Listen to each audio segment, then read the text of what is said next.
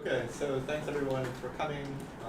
Happy to introduce Samuel from IBS Dynamic. And yeah, I think he's going to tell us about a third end result about vertex-minors and Erdős-Pósa. Some of the authors of this paper are from DIMAG, so we thought it'd be nice to learn about this result. So please go and set up. Okay, thank you. Thanks for coming on Friday afternoon. Right, I'm very pleased to talk about this. Except some people couldn't come, but anyway. Yeah, so this is joint work with the many members of the group, former members and current members, as well as McCarty and O-joung Kwon, and his member, Sebastian, former member. Yes. Right. So I will go through these keywords in the title, and then try to motivate you why this could be an interesting problem. So let's start with the Erdős-Pósa, and then every talk saying Erdős-Pósa properties start with the same theorem. Yes. So this is theorem due to the Erdős-Pósa. In 1960s, 65. So for any k, there is a function f of k such that for every graph G, either you have a k disjoint cycles, or you have a set of vertices of size at most f of k, such that when you delete it, you don't have any cycles.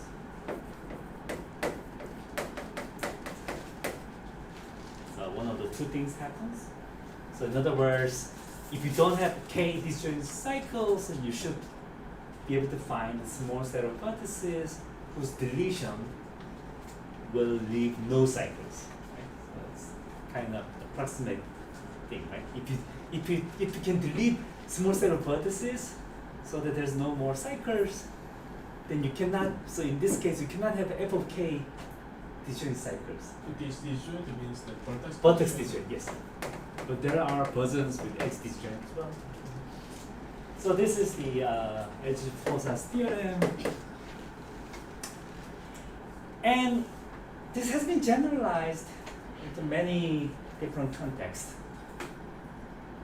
Like maybe you can talk about instead of cycle, you can talk about other object. And one of the well-known generalizations is on graph minors. So this was due to the Robertson and Seymour.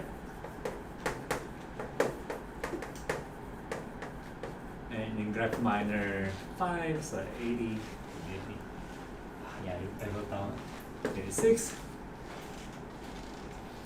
So instead of finding k vertex disjoint cycles, now you want to find k vertex disjoint minor models.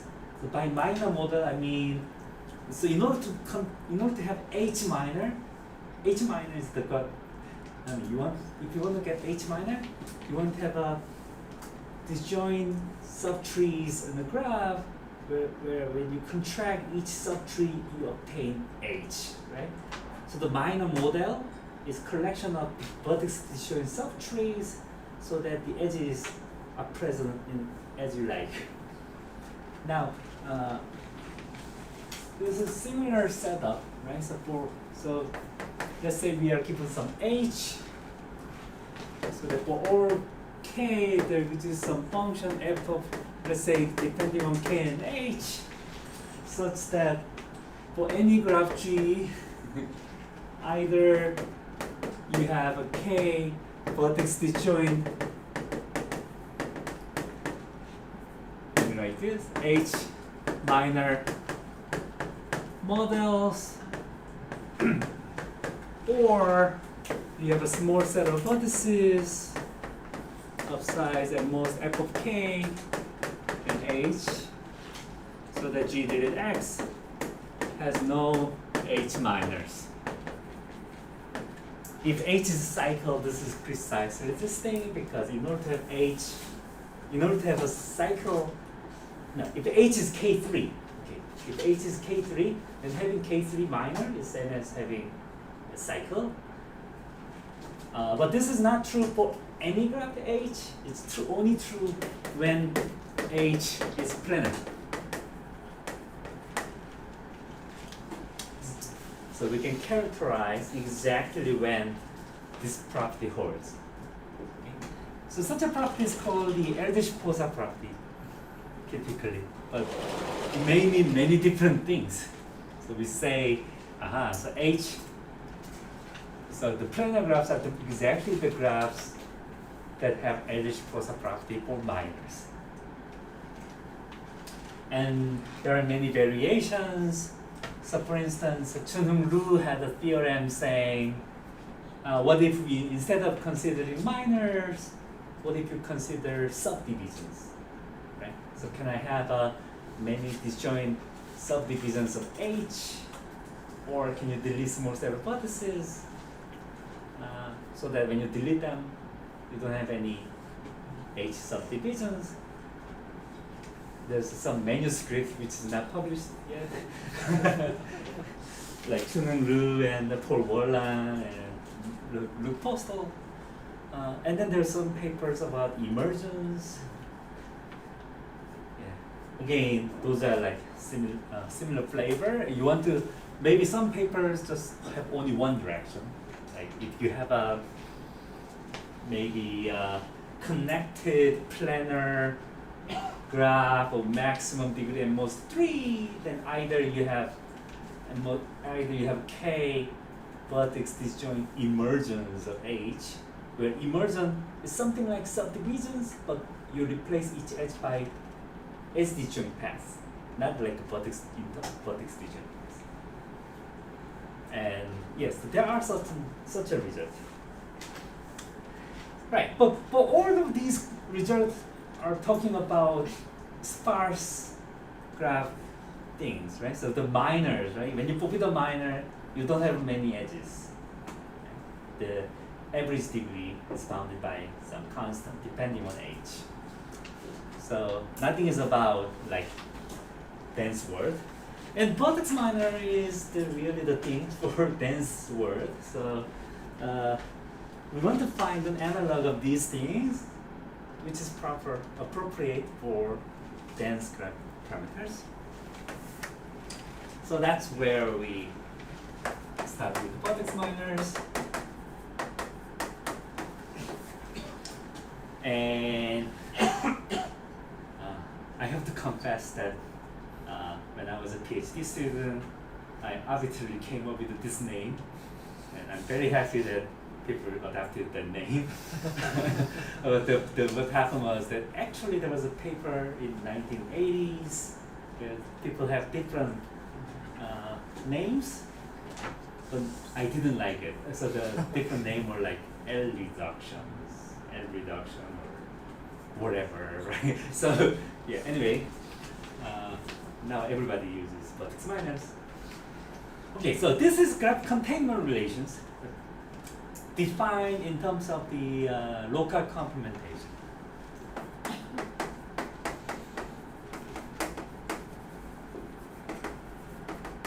So local complementation is an operation that you can do something like this. So I pick a vertex free. Now this vertex is inside some graph G, and we have neighbors and non-neighbors, right? Now, what I'm allowed to do is to change this graph to a new graph, which I write as G star V, where everything is same, except I do the complement only over this neighborhood of V. So when you take a complement in the graph G, you replace edges by non-edges, non-edges by edges, right? That's complement of a whole vertex set. But now we do it locally, right? I look at the vertex, look at the neighborhood, I complement over here. So that's the operation called local complementation. and this is denoted by G star V. And then any graph which you can obtain by a sequence of local complementations and vertex deletion is called the vertex-minor. So H is a vertex-minor of G if H is equal to G star V1, V2, V3, some sequence, right? And delete some set X of vertices. And X could be empty, and I can repeat some of the vertices multiple times. Right? So H itself is a vertex-minor of G, because L could be 0. Then we say it's a vertex-minor of a graph G. And why is this interesting? One of the reasons, I mean, my motivation was different, but one of the reasons why this is interesting is because of this class called circle graphs. So circle graphs are intersection graphs of the chord in the circle. Ah, okay. Right, so 1, 2, 3, 4,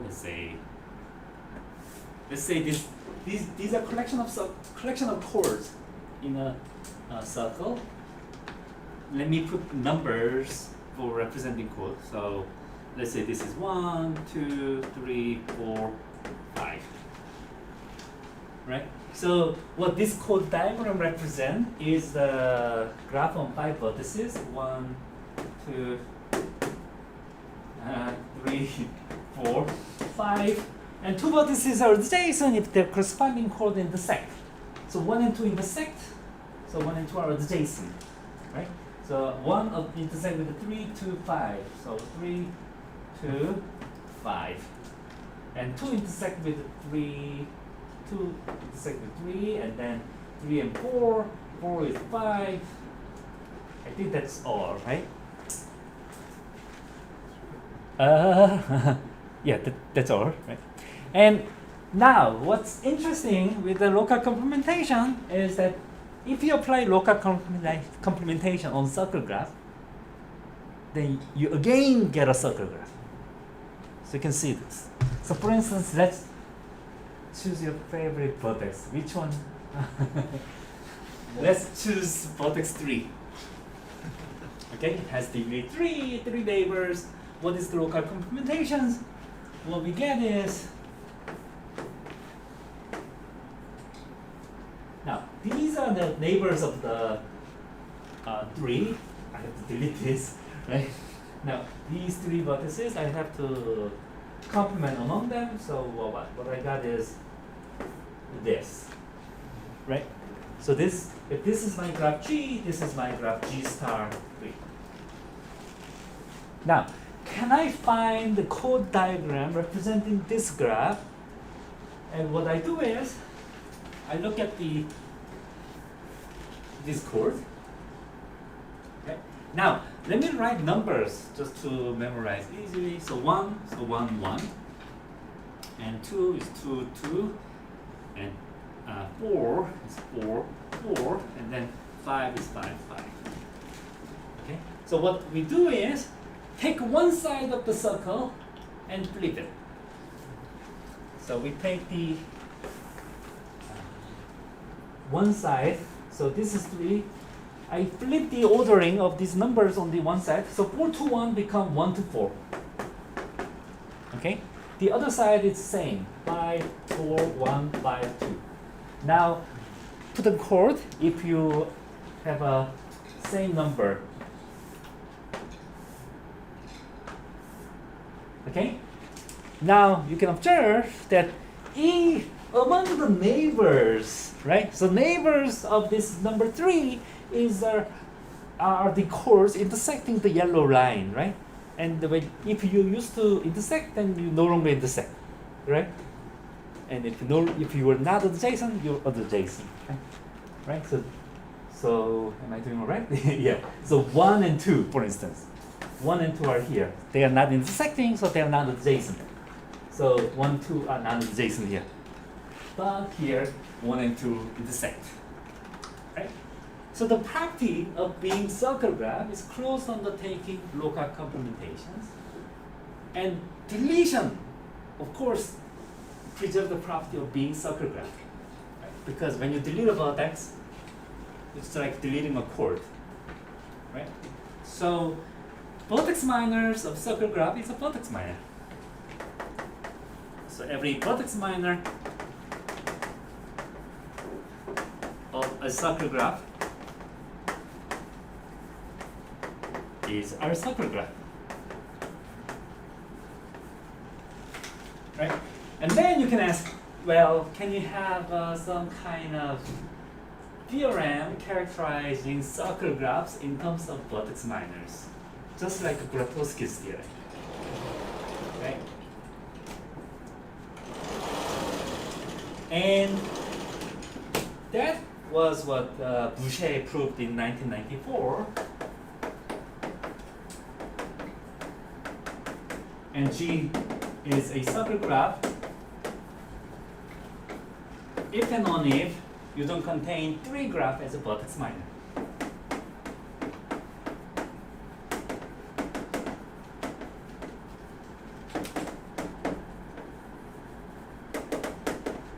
So these are the example.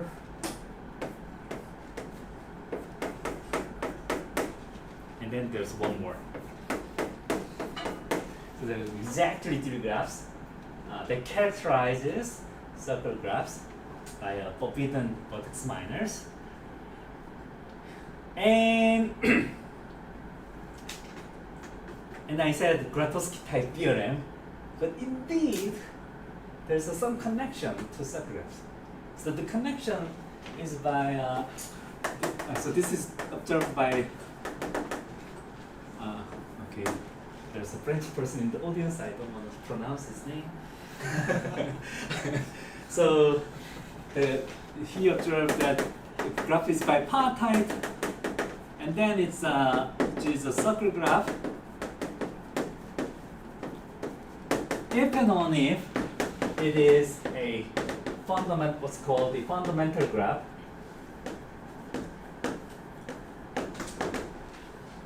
of a planar graph. So given a bipartite graph, I can decide whether or not graph is circle graph by checking whether or not it's a fundamental graph or planar graph. But this fundamental graph, right? So, for instance, I can show you the picture, and then you will see the definition. Right? So this is planar graph. So what fundamental graph does is take a spanning tree, and then for any edge not in the spanning tree, there's a fundamental cycle.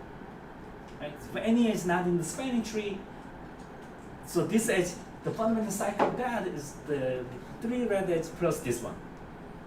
So I can construct a bipartite graph where left hand side is edges in the spanning tree, right hand side is edges not in the spanning tree, and then you put an edge if these edges are in the fundamental cycle with this edge. Okay, so that's fundamental graph.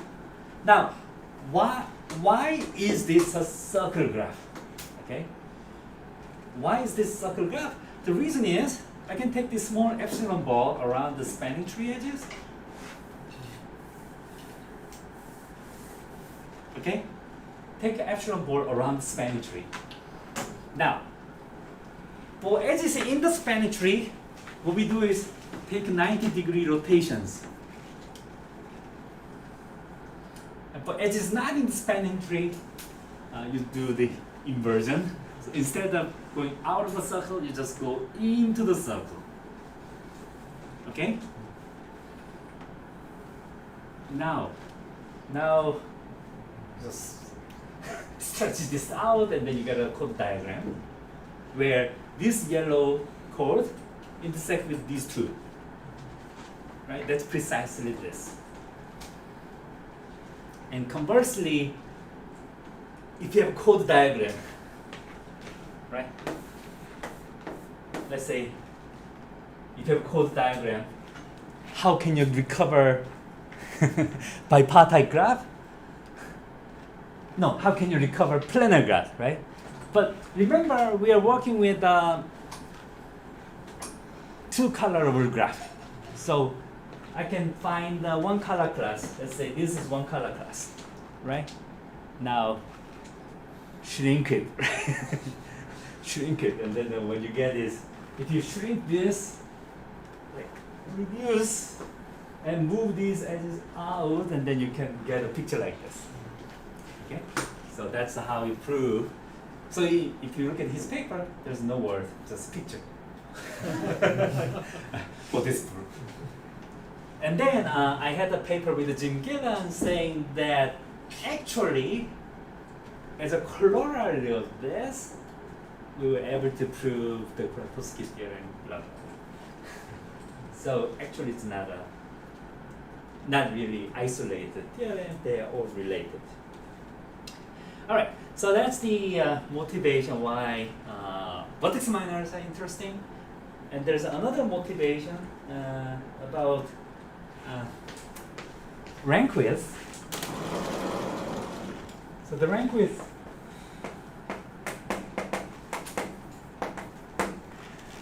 is an analog of tree width in the world of the dense graph parameters, and it's defined in terms of the rank of some matrix cut. Okay, so let me briefly define it. So rank decomposition is just a pair of a subcubic tree, and this is bijection from the leaves of T to the vertex set of the graph. So rank decomposition is nothing but a tree of maximum degree at most 3, where the leaves are labeled by the vertices of original graph. Okay? So this is the one rank decomposition, and then among all rank decomposition, I want to find the good one.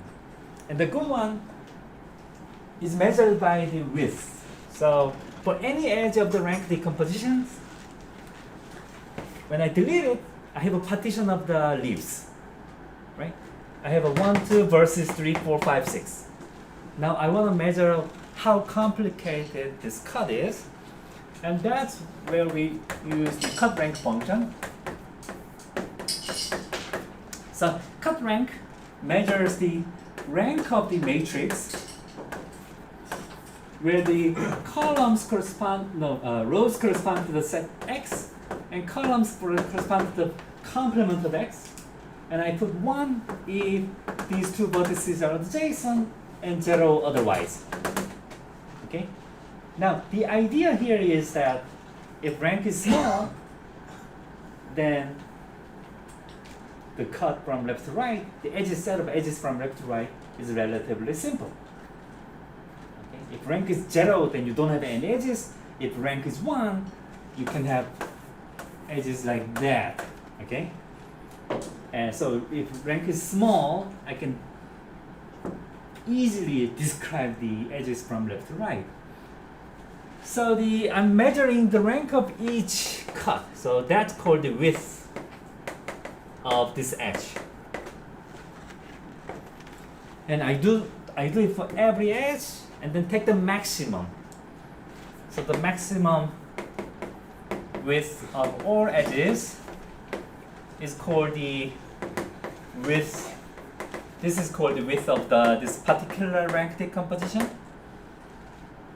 And then rank width of graph G is the maximum, no, minimum width of all possible rank decomposition. All right, so that's the definition of the rank width, and it has very many nice properties. But one of the nice property is that when you take a local complementation, this value doesn't change. So when you start with the graph G and you apply local complementation, it turns out that this matrix will have the same rank, so width of the graph will not change, assuming that this is over the binary field. So 1 plus 1 is 0. Okay? Assuming that the rank doesn't change, and therefore we can talk about a lot of things.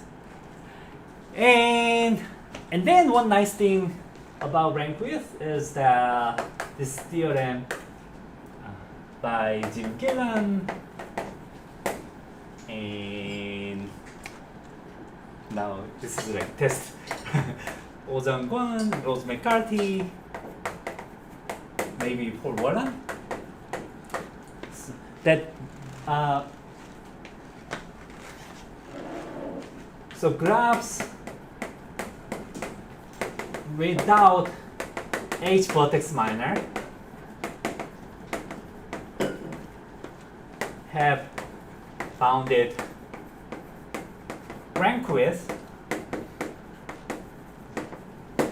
if and only if H is a circle graph. So this is analogous to the grid theorem for tree width. So when you put with H minor, then the question is, when do you have a bounded tree width? And the answer is always if and only if H is planar. Now, circle graphs are the objects for planar in our world, right? Circle graphs correspond to planar graphs, and turns out that they are exactly the graphs having this property. So when you copy the circle graph, you have a bounded rank width. And that's why we were only able to prove it for circle graphs. Something. I didn't yet say what I'm gonna prove. Alright? Okay, so these are the motivations. Now, so I wanna state our theorem. So, do you have any questions? Is everything okay? Yeah. Alright, so let me state our theorem.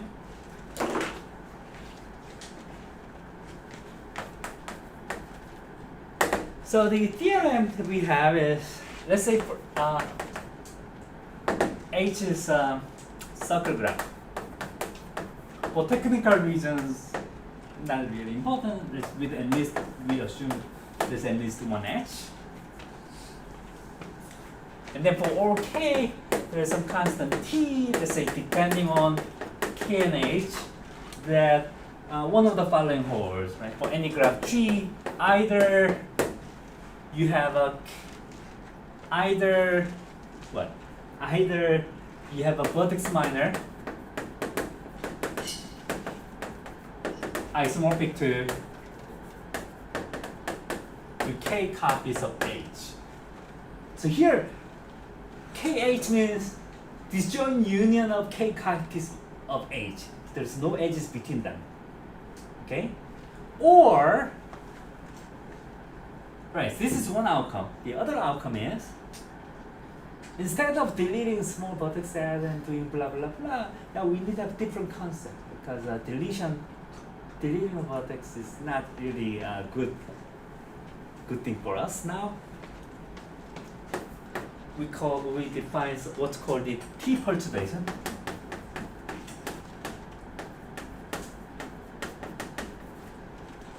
T perturbation G tilde of G. So there is some perturbation having no H vertex minor. So I can start with, so my graph G, I had a graph G, right? I can perturb edges a little bit, only a little bit, and suddenly I don't have H as a vertex minor. But I didn't yet say what T perturbation is, right?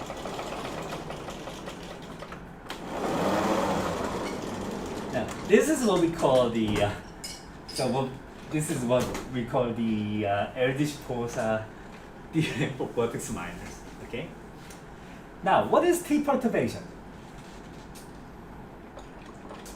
So G1 is a T perturbation of G2 if, so here's the G1 and G2 on the same vertex set. Now, what I want to do is I can add T vertices. So there's some graph with T more vertices so that both G1 and G2 are vertex-minors. So there is a graph G on VT, VG1 union T vertices so that both G1 and G2 are vertex-minors of G.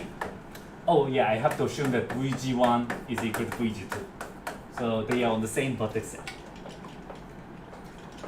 So there were many choices to make for us. So you may imagine that, oh yeah, is this a really good definition? Maybe couldn't it be easier if we just say I add T vertices and apply local complementation on these T new vertices and delete them.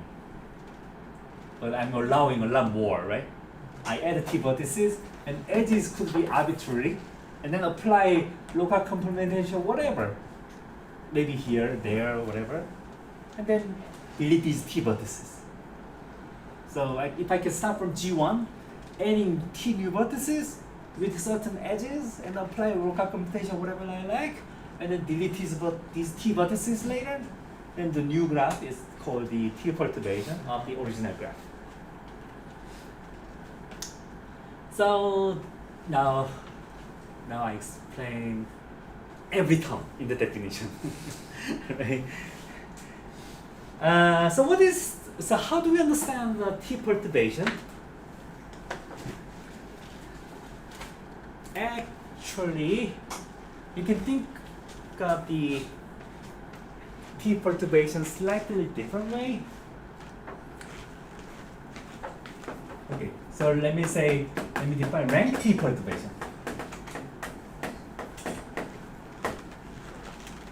So rank T perturbation, I don't say anything about vertex-minors, anything about local computation.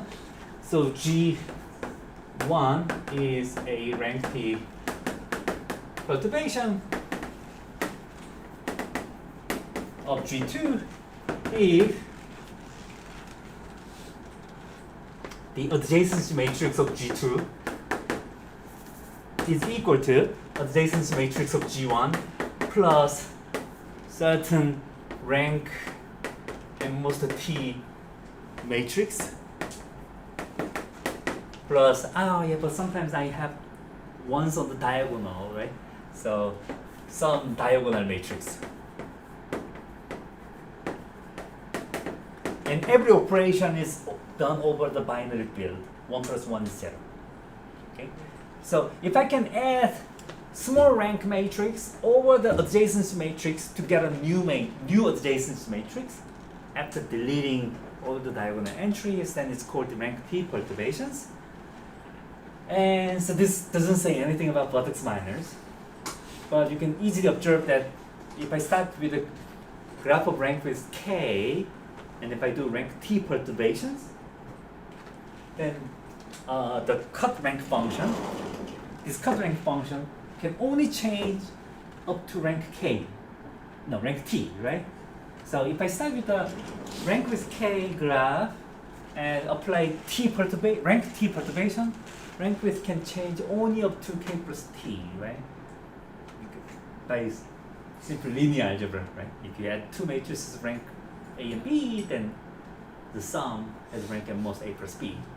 And in this cut rank matrix, you never see diagonal entries, right? So these diagonal entries doesn't matter.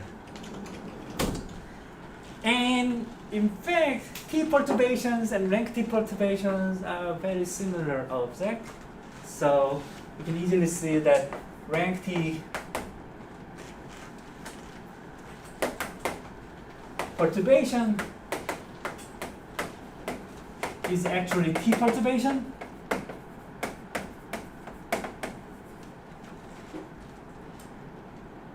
Why? Because there's a simple inductive lemma saying that any symmetric matrix of rank K can be written as sum of symmetric matrices of rank 1 and 2, where total rank, sum of the rank is exactly the rank of original matrix. So that's so any symmetric matrix of rank T can be written as sum of the rank 1 and rank 2 matrices, where the total rank is equal to what you want. I think this is just true, right? For Yeah, any, yeah. For any matrix, though, rank is just the number of. Right, but I want symmetric, right? Yeah. So for any matrix, you can always write it as a sum of the rank 1 matrices, right? But now I want to write it as a sum of symmetric matrices, right? Yeah. But then you need rank 2. But if you do it over real field, you don't need it. But we have a binary field, so right. For instance, 0, 1, 1, 1, 0. You cannot write it. So this is rank 2, right? You cannot write it as a sum of 2 rank 1 symmetric matrices, right? So, am I doing all right? yeah, right. So that's why you need a rank 2. So that whenever, for instance, and then whenever you have rank 1 matrix always look like this over the binary field. And that means I can just add one new vertex and adjacent to all these boxes. And this vertex is a new vertex. And apply local combination here. I will change everything into 1, right? Whenever I have a rank 2 matrix over the binary field, it looks like this. And in this case, I'm adding 2 vertices, where these are vertices, neighbors, these are neighbors here, and then what I apply is apply 1 local computation here, 1 here, 1 there. 3 local computation, G star X, star Y, star X, and then delete X, delete Y. That will split the edges between them. So I only need 2 extra vertices for rank 2, 1 extra vertex for rank 1. So that's one direction, but actually the other direction is almost true.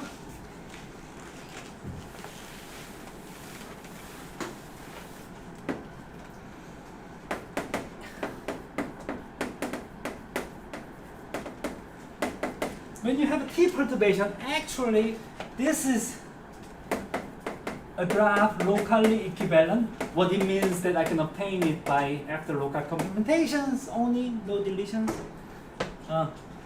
to rank twice T perturbation. So there's a factor 2. So roughly, if you don't care about constant factor, these two are similar thing. All right. Oh no, it's 5:10. All right. Okay. So now I think we can go to the sketch of the proof. Right. And the initial step is very similar to the proof of Robertson-Simmers Erdős-Pósa theorem for minors.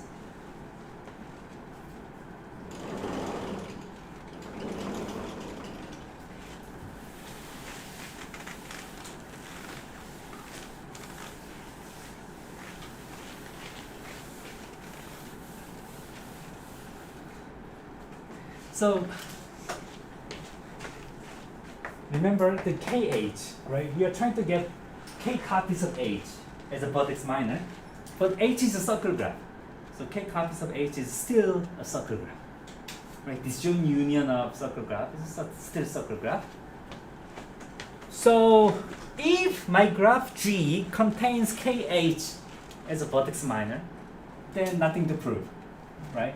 Because that's first line. But if rank width is huge, I'm gonna contain KH anyway. So I can assume that rank width is small.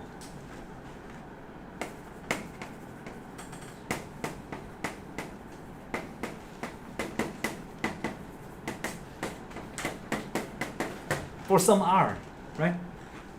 R depends on, this is due to this theorem, right? Right? Otherwise, I already have KH as a vertex minor. Right, so let me show you a wrong attempt first.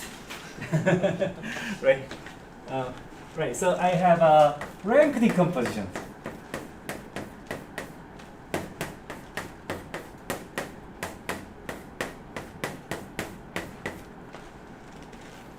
Right, so I'm trying to collect induced subgraph having H vertex minor. Okay, so trying to find the minimal, okay, like trying to find the vertex where when I look at this subtree, it has, so these vertices, right? And I look at the induced subgraph of my original graph induced by these vertices, and if I contain H vertex minor, then I stop, right? So from the bottom. So I might have here H vertex minor, and then maybe, except that, so after I find certain first layers, right? Maybe, and then what I do is I delete these edges. What I mean is, I remove these copies from the graph and repeat. Okay, so I might have a maybe, okay, this looks weird, but right, I might have for instance here, right? So that's another induced subgraph containing H minimally. So I keep doing it until I no longer find any H vertex minor. Right? So if I'm lucky, I only find, I got a small number of these blocks. After that, I have some subtree where, so everything here, I just have constant number of them, and then except over here, I don't have H vertex minor. So what I want to do is maybe can I apply low rank perturbations, right? So how do we apply low rank perturbation to kill all H vertex minor? Well, let's look at these things. This was minimal thing having H vertex minor. And then this root has two children. This guy, this one didn't have H vertex minor, this one didn't have H vertex minor. So each of these block has two parts where each of them doesn't have H vertex minor.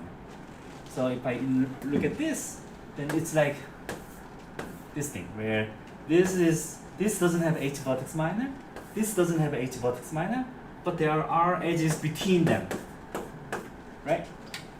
Now, if I allow these edges to be present, then I suddenly have H vertex minor.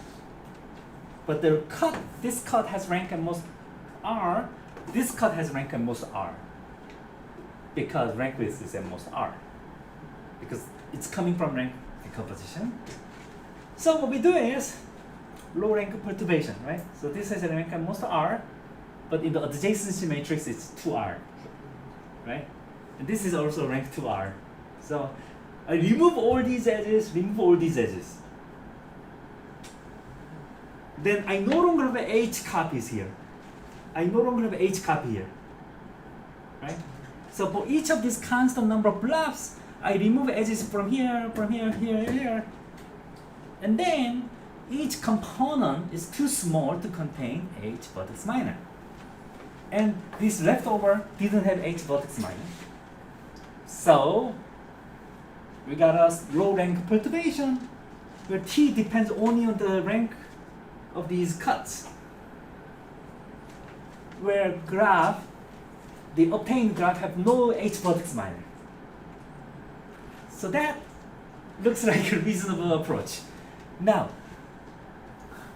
then what is the other case? The other case is when you find many these graphs that has h vertex minors in each of them.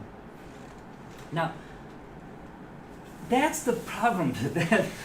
That's the problem where, so you have many these things, and each of them has h vertex minors. Now, the other outcome is I want to get the k times h, so disjoint k copies of h, but no edges between them. But here I have a lot of edges between them. How do we clean it up? So that's the difficulty. Okay, so that's where the non-trivial idea is needed. And this is where we use the idea called the robust vertex minor.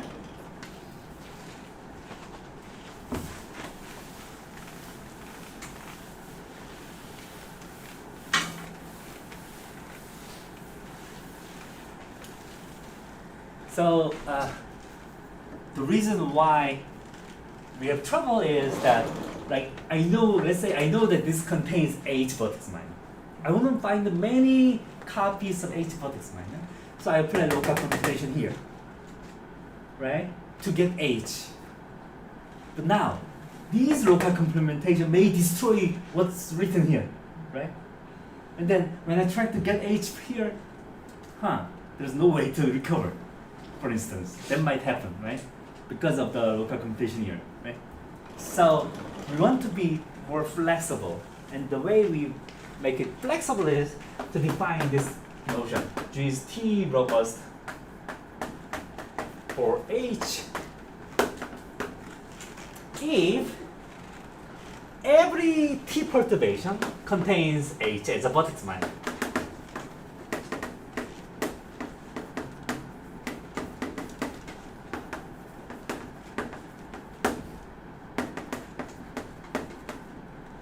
Up to isomorphism. So it's better to say a vertex minor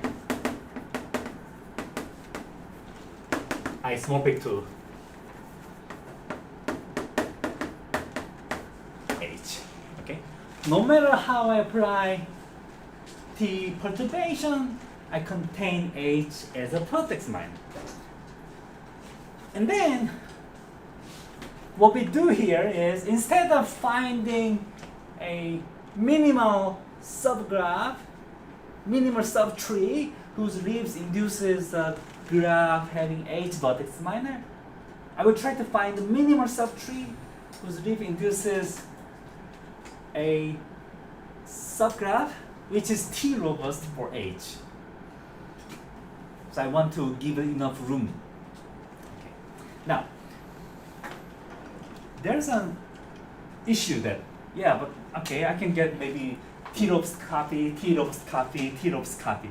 But still, isn't it dangerous if I apply local computation here? Maybe it may change the outcome here. Like we have to control something, right? Now, how do we control such a thing?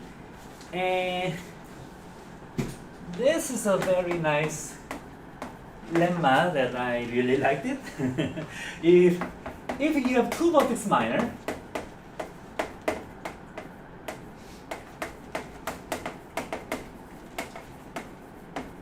these are G1, G2 are vertex minors of G on the vertex at X. And cut rank of X is, let's say, at most K. Then, right, so imagine that I have a big graph where X is here, okay? Now, I can apply certain sequence of local computations to get G1 and another sequence of local computation to get G2. How far this distance, right? And turns out that we can prove that G1 is a 2 to the k plus 1 perturbation of G2. So as long as it's on the same vertex set, then this rank of the X controls how far you have to change. Because in the end, the set of edges from X to outside is like has small rank here. So even if you do a lot of local computation outside the world, the outcome is bounded. Okay? And the proof is very cute. It's a one paragraph.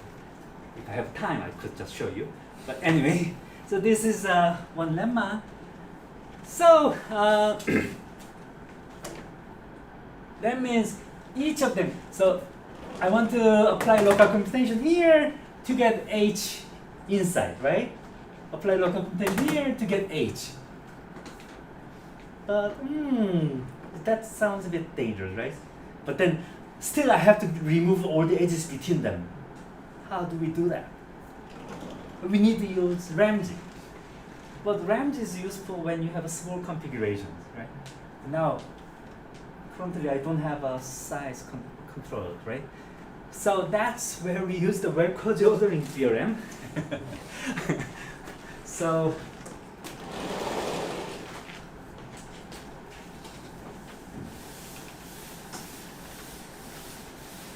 long time ago, there was a theorem.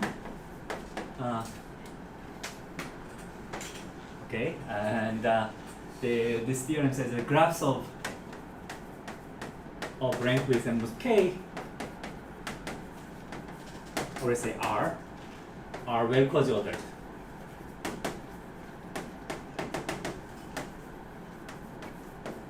By vertex-minors.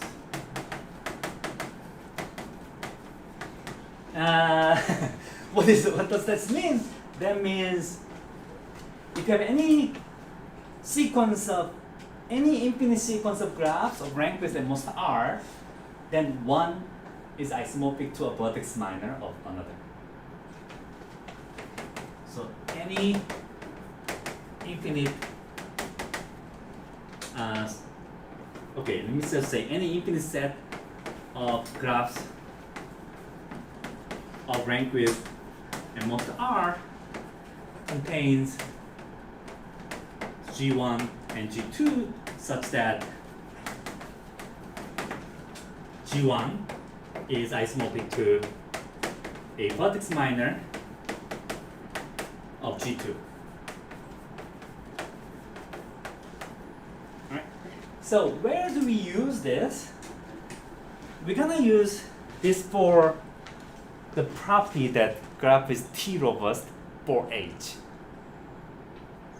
Okay, so among all graphs that are T-robust for H, I want to look for the vertex-minor minimal one.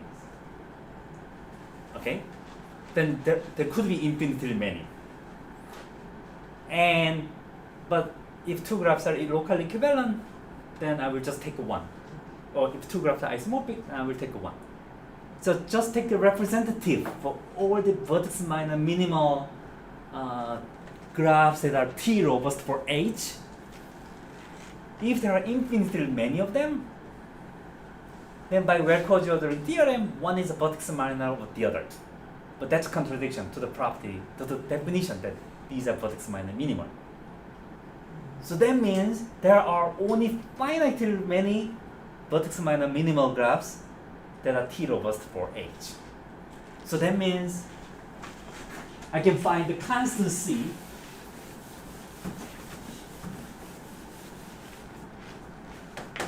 there's a constant C such that every vertex-minor minimal graph of rank with and most R that are T-robust for H has at most C vertices. Right? So you're using big hammers to just get some constant. Right? So this allows us to shrink this our instance. So for each red blob, I will just pick small C vertices, and outside I can just apply vertex-minor. So that we reduce the whole graph into small situations where each set has a small size. And that's one ingredient. And the other ingredient is that if we have many, so we have a tree and then we mark some subtrees, right? Now, there's a simple lemma that if you have any tree and you mark many vertices, then you can find the long path going through many vertices. That should be true, right? Right? If you don't have a long path, I mean, you cannot have a long path if you have many, unless you have a huge degree, right? So that allows us to find some collection of these trees where it was on one long path in the rank decomposition. So that rank of these cuts are small. Okay? So in other words, actually rank of this set is small, right? Because it's a R plus R, right? And most 2R each of.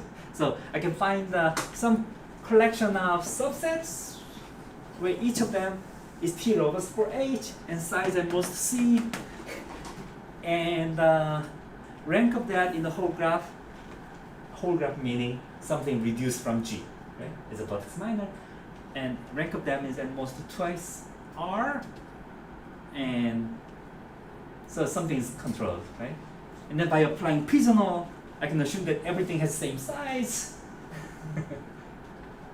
It's at most C, so I can assume that all of them have same size just by throwing away unnecessary things. And then just number them 1, 2, 3, 4 up to C, and then look at the vertices of the first line, second line, third line, and then try to clean up edges crossing. How do I clean up this? Again, apply Ramsey over and over again. By using Ramsey with the 4 colors, just look at 2 pairs of rows, then maybe it looks like this kind of half graph, or it could be complete, or it could be the other way, half graph, something like that. Or you don't have any edges. If you don't have any edges, we are happy, because I wanted to clean up edges between them. If you have a half graph like things, and then that's where we apply local computation to erase a lot of things. Apply some local computation, so sacrifice 2 of them, remaining will survive with no edges between them. And we repeat this over and over. Repeat this C square times, then we still reduce the length a lot. But eventually, what we end up is K copies of H. Right. So each time when you apply local computation, so we are applying local computation here, local computation here. This used to be robust, right? But now we apply local computation outside, and then it may change how much robust it is. But right, we are deleting some vertices, but these are all controlled. So eventually, that's the idea of the proof. Okay. So this is okay. Maybe end of. Okay. Let me mention open problem. See, the one open problem is, of course, what happens if graph is not a circle graph?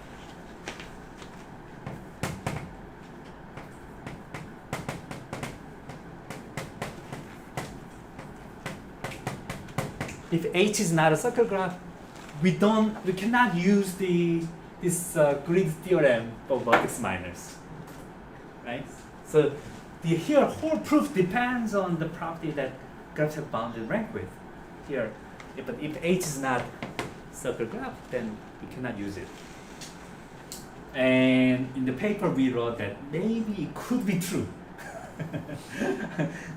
but we never know. And the second question I could ask is, What about the pivot minor?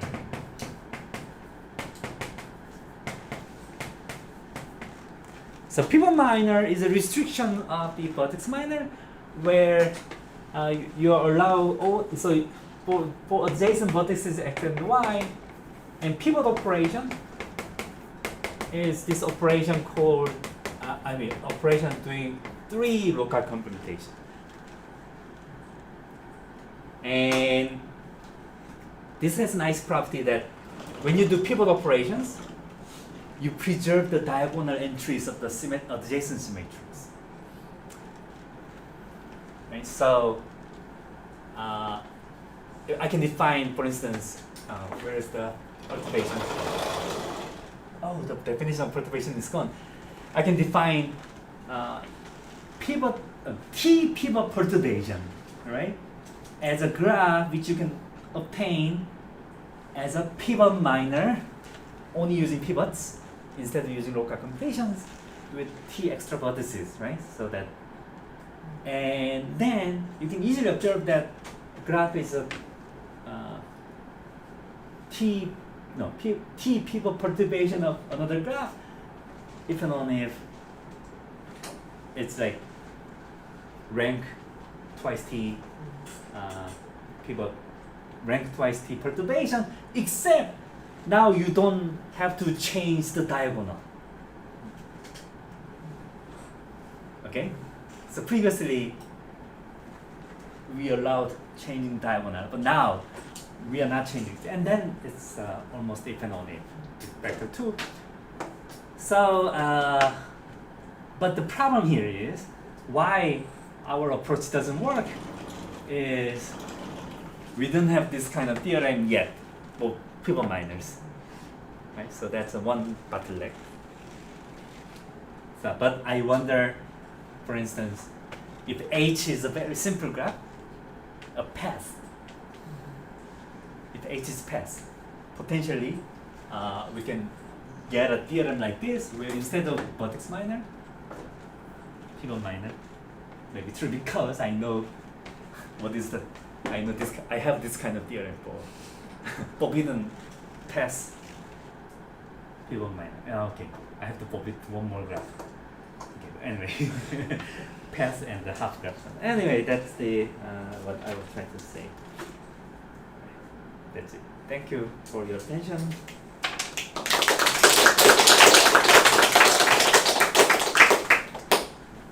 Thanks, Daniel. Does anyone have any questions? Maybe we should ask Eun-jung in the YouTube audience if she has questions. Send a Kakao message. I guess I'll ask something. Okay, so as I understand it, like the theorem is basically false if you only allow the classic vertex deletion. Right, You right. need We have these perturbations. Can Yeah. you say why? yeah, we have an example. It's complete multipartite graphs with T plus 3 vertices on each part, and then you can actually characterize what are the all graphs locally equivalent to it. And then turns out that they don't have 2 copies of P4, but no matter how you delete small number of vertices, you always have a P4. So deletion doesn't work. Yeah. Yeah, so we do have a, right, so you cannot change this to G minus X because of that example.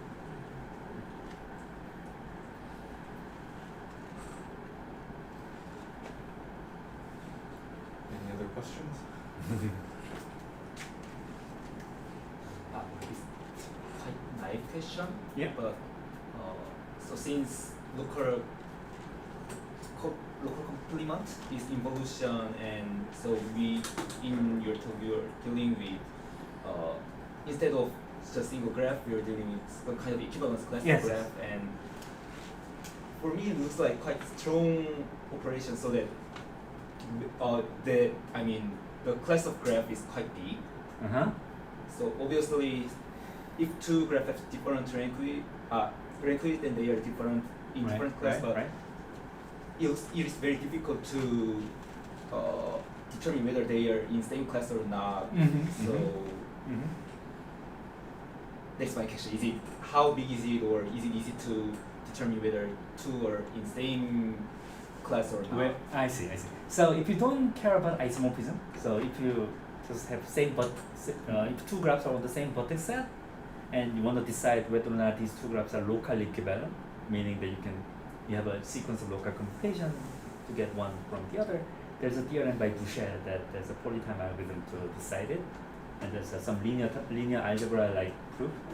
So that's relatively easy. Otherwise, if you have to permute the vertices to do that, then it includes isomorphism, so you don't expect to have a good algorithm, right? Yeah. For the first open question, is it known what happens for the minimal non-circle graphs? No. No. Right. So for those, right, that's a good question, right? For those three graphs, right? Is it true? Or can you just construct some example, right? So that could it be false? I mean, we never really try hard to prove it. Yeah. So why is a T perturbation a good analog of getting rid of such analysis? I see. Initially, we were thinking of. So, the thing is, some people are working on the general structure theorem for graphs forbidding vertex-minors, and one of the main tool they try to use is low-rank perturbations, and those correspond to the usual graph minor structure theory. They correspond to the apex and vortices and all these things. So in that sense, low-rank perturbation is much more powerful than deleting vertex, right? Yeah, I agree with that. But yeah. Anyway, without it, we don't have a good theorem like this, because we have a counterexample. If you only use deletions, yes. Interest on YouTube, but what is the order of T of? Oh, the order of T. Okay. Let me look it. All right. So. Did I have memo on it? Oh, okay. So I cannot say. I mean, this is going to be huge because we have we use the repeated Ramsey, right? C squared times. That's a lot. And then also the well quasi-ordering theorem doesn't give you any explicit bound unless I really look into the proof, right? So yeah. So this gives this constancy is going to be enormous. So you don't know it's computable when you use one quasi-ordering. I mean, you could if you do proof things, but yeah, I mean, I know the proof, so but I don't want to attempt to prove it. I mean, the thing is, many well-considered proofs don't give you the bound, right? Because you use the product of the two well-considered set. You don't get the bound unless you know the one element or many elements, right? So it's going to be difficult to find constancy. So we don't have good bound.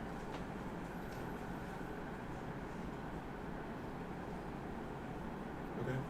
I guess if there's no more questions, that's next time. Thank you.